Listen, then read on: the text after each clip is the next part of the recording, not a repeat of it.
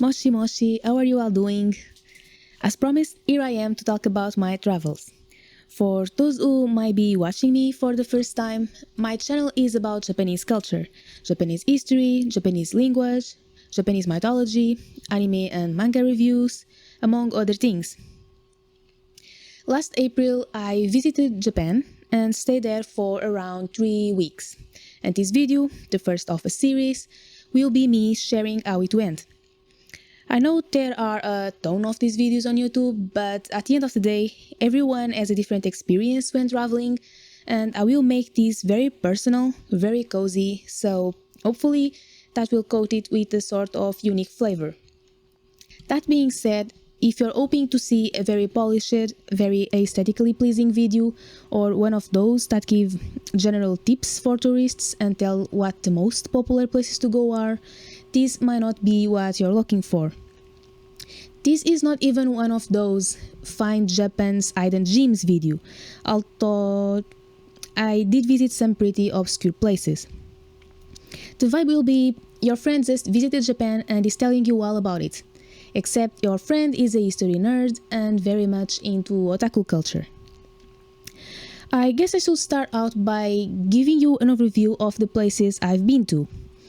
We first landed in Tokyo, then on the following day immediately took a Shinkansen to Hakodate, then headed north towards Abashiri, passing through Otaru, Sapporo and Asaikawa, returned to Hakodate via a route that allowed us to visit Lake Akan, Biratori, Shirawoi and Noboribetsu, returned to Tokyo to catch another Shinkansen, this time to Kanazawa, visited Shirakawa-go, and finally arrived back in Tokyo, where we stayed for a whole week, except for my father who went to Kyoto to attend a martial arts event. I will have timestamps for each region so you can easily navigate between them. It's important to note that this was actually my second time in Japan. The first time was 8 years ago, but I visited different places for the most part. The focus of this video will be on my most recent travel, not the old one, because my memory is still fresh, but I will mention and refer to things that happened back then, especially when it comes to Tokyo, because Tokyo is really different now compared to almost a decade ago. And yes, it has everything to do with over-tourism, but we will get to that. I do not want to sound hypocritical, but it is important to talk about it. It does not only affect people living there, it affects you as a visitor as well. So if you're planning to visit today Japan, it might be a good idea to reflect on what you actually want to see, because you might end up going to places only because of their popularity, while in the end, not even having the greatest of experiences. I'm being completely honest when I say that if I had gone alone instead of with my family, there are some places in Tokyo I wouldn't have gone to. I would have chosen to go to some other places. But you know, when you're not traveling solo, there has to be compromises. Moving on, I just noticed I didn't mention the places I went to on my first trip to Japan, so let's just rectify that real quick. As a first-time tourist, I went to Tokyo, Hiroshima, Miyajima, Osaka, more specifically Universal Studios, Nara, Kyoto, Ise, Yokohama, Kamakura, and Enoshima. Now, back to the current times. The journey began in the same way as any major trip, with a taxi ride to the airport. Thankfully, unlike in 2017, when we had to wake up at around 4 or 5 a.m. to catch our flight, this time we set off at some point in the late morning. Our plane to Frankfurt was scheduled to depart at 2:45 p.m., but we had to arrive at the airport several hours in advance because my father was bringing a katana, more specifically a Nyaito, to Japan for a Nyaito demonstration, which requires extra bureaucracy because, well, for obvious reasons. As I mentioned in my last video, the main reason we went to Japan was for my father to participate in a martial arts event called the World Butokusai, which takes place in Kyoto every 4 years. I will fill you in on the specifics later.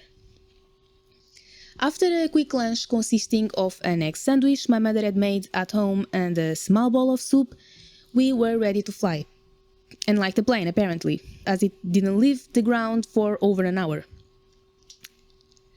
Because the AC only turns on after the takeoff, by that time everyone was sweating buckets, and there were even those that wanted to leave even though the doors had already closed. Also, we almost missed our plane to Tokyo, so this could have ended badly. On a more positive note, I met a very nice couple who are also traveling to Japan, so we spent the entire travel chatting, and it really helped pass the time. Once we landed in Frankfurt, we had to run to catch the plane to Tokyo, and we managed to get on board just in time. As you'll see, this was a one-time occurrence, and it totally didn't happen again. Trust me, bro.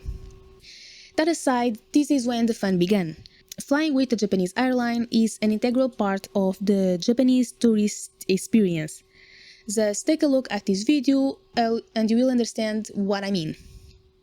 Inflate the life vest at the door or on the wing by pulling the red tabs down.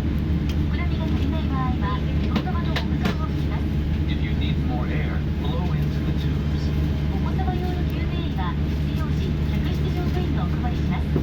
When necessary, cabin attendants will provide you with infant life vests. Please look at the safety instructions card in your seat pocket.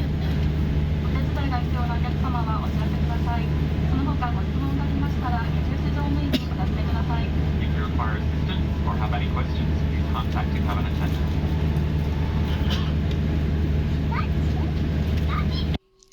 No explanations needed. Also, this time around, we were given these forms to fill in, which is something we didn't have to do last time. If the same happens to you, just get it done with right away, otherwise you will just forget about it and then have to rush through it. Trust me, you won't want to fill these forms after a super duper long flight. I spent the first hours reading manga in Japanese on my tablet. I found a series called Crystal Hunters, and it was exactly what I needed. An easy peasy story made specifically for those learning Japanese. You see, you do not have Wi-Fi on airplane mode, so you're pretty much on your own. Either you know your vocabulary and kanji, or you don't. You can't ask Google for help. So when I found Crystal Hunters, I knew I had to buy it and read it on my way to Japan. And I liked it so much, I'm going to dedicate a video to the series, so look forward to that. It will be on my Japanese study sections playlist. Then came lunchtime, and we had our first Japanese meal. Yes, I will count it as the first meal because it is clearly Japanese themed, even though we weren't in Japan yet. It consisted of curry with edamame, a regular salad, cheese and crackers, tamagoyaki, which is the Japanese rolled omelette, and a pasta salad with bacon. There was ice cream for dessert. Afterwards, I had to endure the long artificial night. Emphasis on long. The flight from Frankfurt to Tokyo took a total of 13 hours and 40 minutes. I spent the time watching the first season of Spy Family on my tablet, something that was long overdue. One thing about me is that I'm always late to the party. I don't prioritize new shows over old ones, I just watch whatever, so I end up years behind everyone else when it comes to popular shows. I don't do it on purpose, it just happens. Years pass by way too quickly, okay? When the morning came and they turned the lights back on, we were served another meal. The one you are seeing on the screen is my brother's, mine was different. In case you're unfamiliar with how these things work, because you have never been on a long-haul flight before, you get to choose between two meal options when it's time to eat. At least that's how it was both times I went to Japan. As for my breakfast, I do not recall what I ate at all. My memory of the first 2 days in Japan is a bit fuzzy. There are things I don't quite remember, and it started happening after I finished Spy Family because that's when the sleep deprivation started to kick in. This might be considered oversharing, but I'm going to say it anyway. I don't have a good relationship with sleep. Years ago, I was a victim of medical malpractice, and that left me with severe trauma. I won't go into any details because it's too personal, but all you need to know is that as a result, I am completely unable to sleep in public. Even when I share a room with someone I trust, it is difficult because I naturally become more vigilant and on edge, which leads to poor sleep. The mere thought of being unconscious where I can be watched makes me want to puke. Realistically, I know people around me wouldn't care. They would maybe glance in my direction, but even that makes me uneasy. All of that to say that from the moment I left the house to the moment I crashed in the hotel room, I didn't get a single second of sleep. So maybe close to 30 hours without catching any Z's. And you might think, yeah, that's not really that bad, it's just an all-nighter. But just you wait. Sweet summer child me had no idea what was coming to get her on her way back to Portugal. But that's a story for later. So let's just carry on from where we left off. After breakfast, there was just a couple more hours to go, so I put on some Japanese music, mostly from anime, to get me in the right mood. And of course I listened to Alice Lost in Paradise, because what better time to do such a thing than when you're landing in Tokyo. And finally we arrived at Haneda airport. Before we could head to the hotel thought there were just a few things we needed to take care of, such as exchanging money on an ATM, buying SIM cards, and picking up our JR passes. Father also sent part of his luggage and his katana directly to Kyoto so that we could travel more lightly, and so he wouldn't be walking around with a sword, of course. I will now talk a little bit about payment systems, cards, the JR passes, and those sorts of technical things. Only briefly thought. Don't worry. I just think this information might be useful to someone. Starting with the Japan Rail Pass, or JR Pass for short, it is a travel pass that gives you free access to all lines operated by the Japan Railways Company. This includes regional lines, the most famous of which is the Yamanote line, which loops around all the most touristy spots in Tokyo, and the Shinkansen lines, where the bullet trains travel, covering long distances at high speed. Having this pass does not mean you can travel around Japan as you please. Not only are many train lines private, but depending on where you want to go, you might also need to take other forms of transport, such as the subway or bus. There are some buses that are also covered by the JR Pass, but not that many. A map showing the JR lines across the country is available on their website, so you can look it up. This pass can only be bought by tourists and from overseas. You have to purchase vouchers, which will be sent to you by mail, and then exchange those vouchers for the passes once you arrive in Japan, or anywhere during your stay. You might want to play with that if you know you only need the pass during a certain period of time. For instance, you could buy the 7-day pass and choose to activate it on your second week in Japan. One more important thing, the vouchers expire after 3 months, so don't book them so far in advance that you then can use them when you arrive in Japan. I think this is all the information you might need on JR passes on a first instance. But the more important question will then be, do you even need them? And the answer to that is most likely no. You see, JR passes were never cheap, but they have been increasing in price more and more, to the point most people will actually lose money if they buy them. Some people on the internet will even say JR passes are never worth it, but that's an exaggerated claim. It's a case-by-case situation, where the answer tends to be no. The bigger the area you will cover on your trip, the more likely it is that buying a JR pass will be worth it, but there are calculators online that can help you with math. In our case, for example, buying the JR passes was worth it since we had to go to and from Hokkaido, to and from Kanazawa, my father had to go to and from Kyoto, and we even ended up having to make 2 extra Shinkansen trips because of an emergency. My mom was the one who made the math, and I trust her wholeheartedly with these sorts of things. She has a degree in economy, so she knows her numbers. But yeah, long story short, you are unlikely to have to worry about these very expensive passes, even if you have to take a Shinkansen at some point. But in case you need it, I just gave you a very quick run-through. Another thing you probably won't want to buy is SIM cards. Because yes, we did it, but we had a very specific reason why.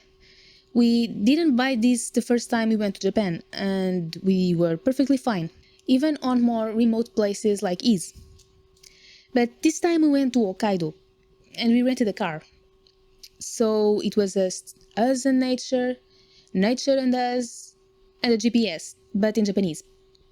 We ended up using the car's GPS too, but Google Maps was still the boss. And you know what? We probably did well because the two systems were often at odds with each other, so who knows where the car's GPS would have led us. If we didn't have Google Maps, we would probably still be lost in some snowy mountain today. Now let's talk about cards, namely IC cards. IC cards are convenient, rechargeable cards that can help you save time on payments, not only on public transportation, but also in several other places, such as restaurants, shops, vending machines, and Konbini. Once you have the card, you can charge it with a certain amount of money, and use it to make contactless transactions, eliminating the need to purchase individual tickets or use cash. The most famous of all is probably the Suica card. Suica with a C, not with a K. Suica with a K means watermelon, and is also the name of that game where you mash fruits together to make a bigger fruit. There are also many other cards, such as the Pasmo, the Coca, the Pitapa, and so on. Each card has an association with a certain area, but it doesn't mean that they can only be used in that area. For instance, Suica is associated with the Tokyo metropolitan area and surrounding regions, but it can be used outside of Tokyo too. As far as I know, you can use it pretty much everywhere in Japan, no matter how north or south. There are limitations, of course, but its range is wide, and that's why it is so popular. Of course, I'm not saying that you should use the Suica card instead of other cards, or vice versa. It's always better to do your own research and find out which card meets your needs best. You can get more than one card, you might not want to get a card at all. We were planning to get Suica at the airport and get it over with, but we were told that we needed to go to another terminal in order to do that, and we were just too tired. Besides, we were going to Hokkaido the next morning, so we had no immediate need for it. After all, we didn't have to get it at the airport. IC cards are also available at train stations and convenience stores. Needless to say, we ended up never getting those Suica cards. In hindsight, we were fine without them because we ended up not moving around Tokyo as much as we had planned. You will see why once I get to that part of the story. Besides, we had the JR passes, so it's not like we had to get individual tickets every single time we wanted to travel somewhere. As for other payments, cash worked just fine, and we also had booked and paid for a lot of things in advance. Plus, rule of thumb, large establishments like hotels generally do accept credit cards, like Visa, MasterCard, and etc. The same cannot be said for all establishments though. There are a lot of places that only accept cash. Not credit cards, not IC cards, just plain cash.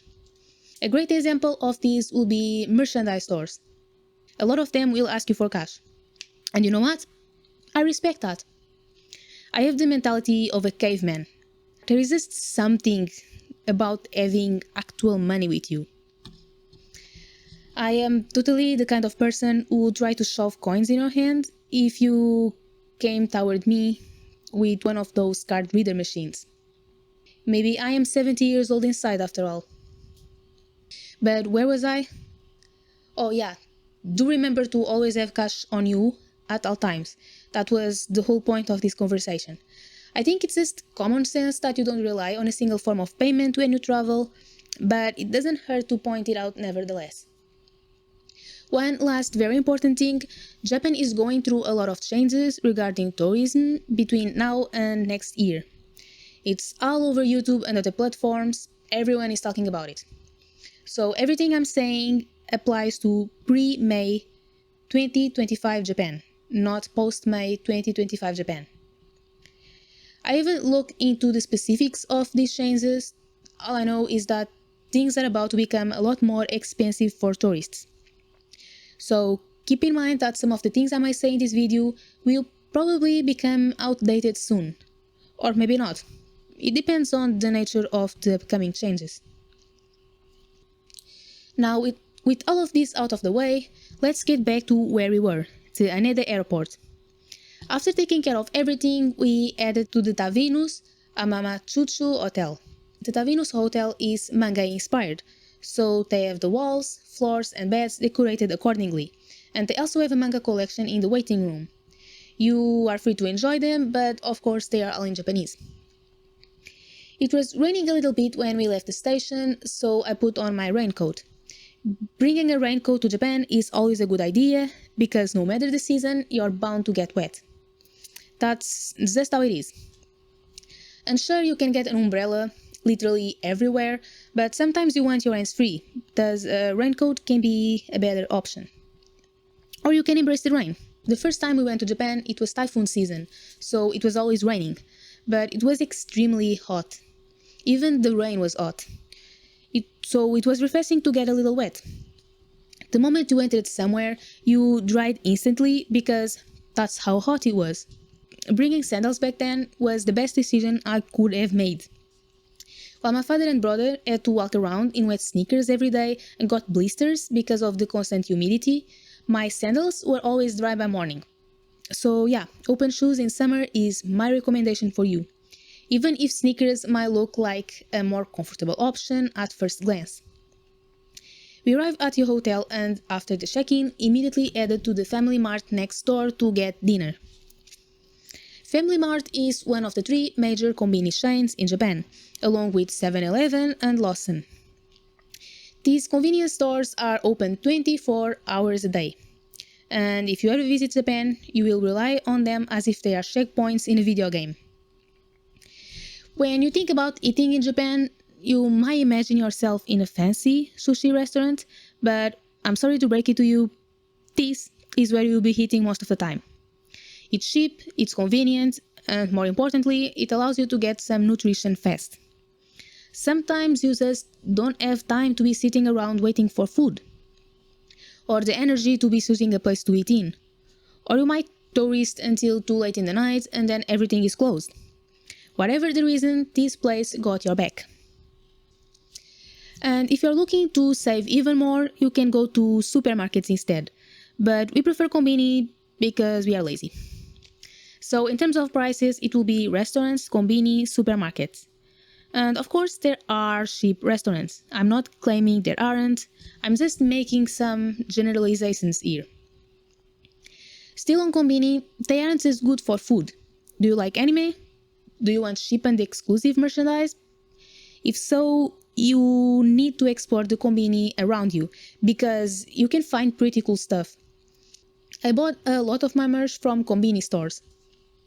There are even places you can consult that will tell you what collabs are happening at a given moment between certain brands or chains and certain anime. I will put a link to such a website on the description. It's a Japanese website, but navigation isn't hard even if you don't know Japanese. And even if you don't like anime, there's still plenty to see at Konbini, from cute food to snacks with flavors you can find anywhere else. My father and brother were content with a simple dinner consisting of some sandwiches and snacks, but I and mom were hungrier, so we bought some omurice and a red bean soup for dessert. By the way, Konbini have microwaves, so you can ask them to eat your food before leaving the store. In our case, we didn't need it because the hotel also had microwaves, but just so you know. Finally, we crashed in bed. You would hope that not sleeping for almost 30 hours would lead to a good night's sleep, but even that didn't prevent me from experiencing jet lag from the 8-hour time difference. I woke up twice, once at 2 a.m. and again at 5 a.m. The next morning, we had some free cakes provided by the hotel and passed by the Konbini so I could get an energy drink and my brother a vanilla Monaca Jumbo. If we had more time, I would have loved to relax for a while and scroll through some manga pages, but we had the Shinkansen to catch. Because it was too late when we arrived at the airport the day before, we ended up having to reserve the Shinkansen seats right before catching the train, which resulted in us getting separated. The man sitting next to me shut the curtain and slept through the entire journey. So when we passed by the area where the sakura were in bloom, everyone in my family saw them through the Shinkansen window except for me. At the time I wasn't too upset because I thought I was going to see the sakura blossoms in Hakodate a week from then. Spoiler, that didn't happen. Not being able to look outside and appreciate the scenery, I spent my time reading some more chapters of Crystal Hunters and looking for good fanfiction on my phone. Since the entire trip takes about 4 hours, we came prepared to have lunch on the way and bought bento boxes at Tokyo Station. The one you are seeing right now is my brother's. He ate tonkatsu with rice. Meanwhile, this is what mine looked like. It's essentially gyoza with rice. Or if it isn't gyoza, at least it tasted a lot like it. With some side elements like tamagoyaki, fish cake, and dried plum. Also, this yellow sauce, 90% sure it's karashi. And turns out that karashi is quite spicier than regular mustard. I put too much on my gyoza and regretted it afterwards cause I'm really not used to spicy food. I try to avoid it as much as I can since my stomach is bad. And even knowing that, I went and just had to throw a bunch of sauce on my food like a brainless zombie. So yeah, do not be like me. Do not put sauce on your food without trying it first. This wasn't the first time we had bento on a Shinkansen. Just look at these 3 beautiful ones we had on our first trip to Japan. 8 years ago. Mine was the first one, by the way. While we are still on the Shinkansen, here's a fun fact for you. The Shinkansen to Hokkaido passes through a tunnel called the Seikan Tunnel that has a total length of 53.85 kilometers, which makes it the longest undersea tunnel in the world, with 23.3 of these kilometers being underwater. The tunnel passes beneath the Tsugaru Strait seabed, ranging from 100 to 240 meters below sea level, and it was constructed over 37 years ago. So it is like super old. I had no idea that it was this old. The project was a thorny one. It was almost abandoned several times. Not only did 34 workers die while building this tunnel, but it also cost a fortune. So when it finally opened in 1988, they released a special yen coin to celebrate the occasion. Fast forward 4 decades and there we were, passing through the tunnel and arriving in Hokkaido.